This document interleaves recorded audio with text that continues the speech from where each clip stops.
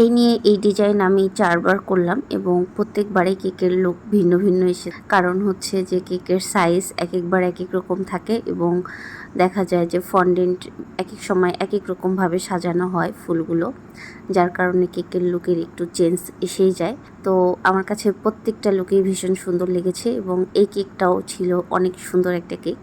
এই কেকটা ছিল বাবার জন্য করা। তো মানে কাস্টমার তার বাবার জন্য নিয়েছে এমন নোট ছিল আর কি।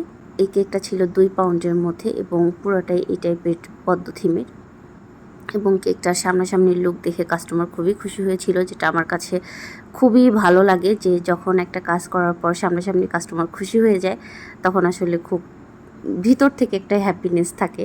তো আমি আসলে ফ্লেক্স করি ভিতর থেকেই। তো এই কেকটার বেলায়ও সেরকম হয়েছে।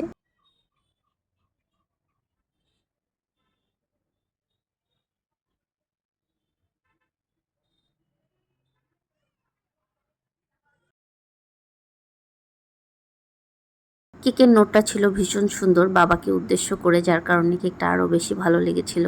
তো এই হচ্ছে কেকের ফাইনাল লুক। আপনাদের কেমন লাগলো অবশ্যই জানাবেন। ধন্যবাদ। আসসালামু আলাইকুম। কেক অ্যান্ড ফানের সঙ্গেই থাকবেন। Bye bye.